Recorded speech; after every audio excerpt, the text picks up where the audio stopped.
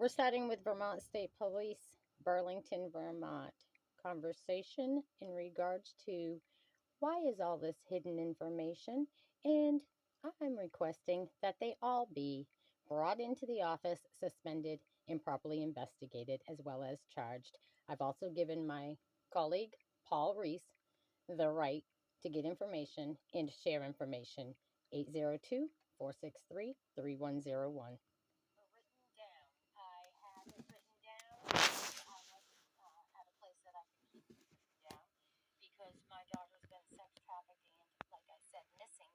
And that certain detective involved in this case refuses to diligently work the case. I still have my daughter's rape clothes evidence that transferred from the Vermont hospital when she was transported from Vermont after being sexually assaulted to the state of Maine through the hospital transport. And then instead of being brought home, she was dropped off across into another town in a desolate area near the railroad tracks and a homeless shelter. And from there, she got silenced for 60 days by being put into an involuntary hold at a psychiatric ward to quiet her about the rape. Now, mind you, through all that travel, the person that found my daughter's cell phone and evidence, as well being the rape clothes and the paperwork from the University of Burlington Hospital, his worker was with him. His worker's name is Kevin, and he's in the Waterville, Maine area. Kevin, the worker, said to me when they called me and said, I have your daughter's belongings. I'm at written down. I had it written. I wasn't. Follow up with Melanie and make sure she get the information. That you've received the information that we just spoke about, Melanie? I got 3 emails. Okay, so the first ones would be in regards to the first reports of her being missing that were sent throughout, and I just want to recap with you that conversation we had. The fact is, it was an acknowledgement of it, as well as Robert McKenna. If you look at all the names that are listed that were forwarded message of this, they were all very well aware of the situation, and they've all been very that you've received.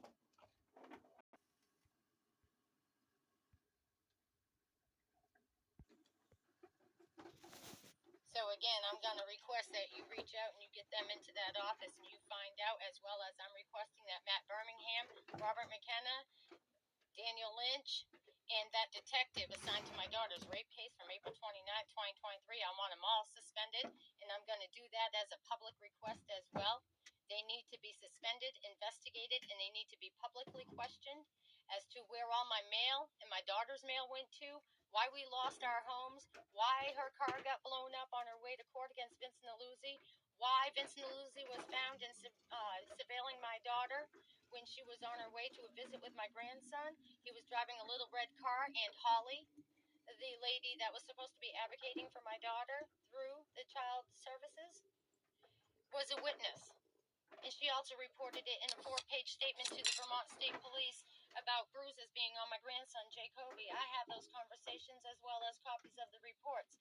Why does Kevin Bickford have my grandson when he was abusing my daughter, myself, my grandson, and many others throughout the years? Why is it happening? Why are the drugs being hidden at 109 Railroad Street? I want those answers.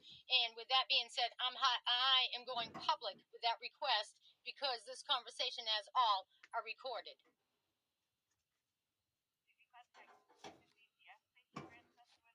Of course.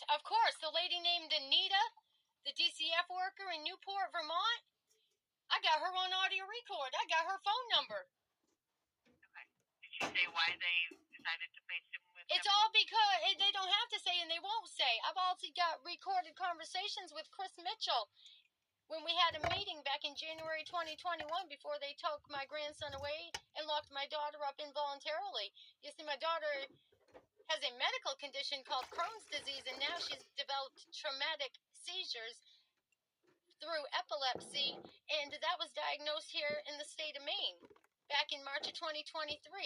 This all was reported again to Wilton, Maine Police Department Sergeant Charles in regards to what I'm just telling you and sharing with you again. was all reported February 10th of 2023 in the state of Maine to Wilton, Maine Police Department, okay?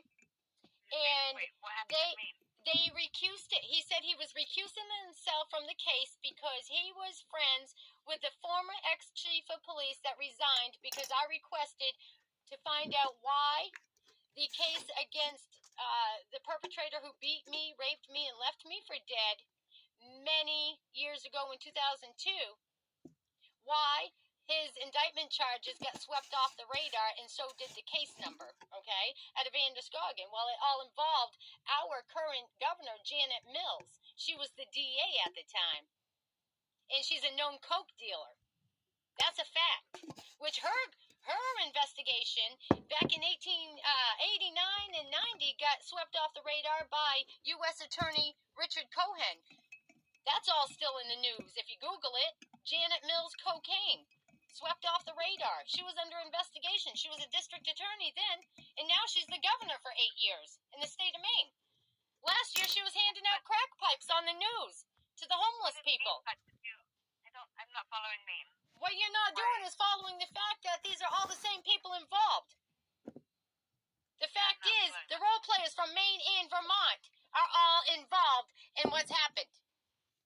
And that's noted as well.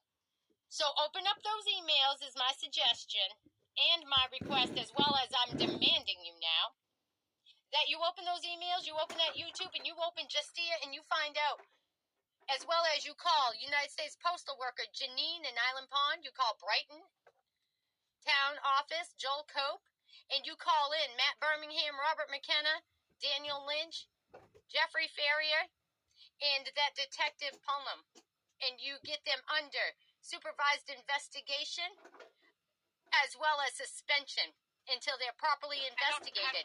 I'm going to end this conversation now. You've got that information.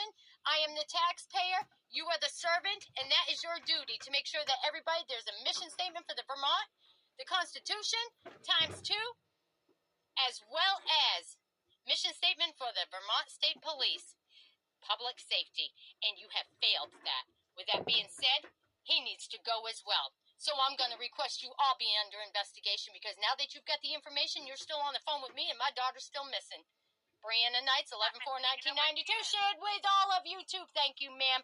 Do your duty and get it done. Thank you.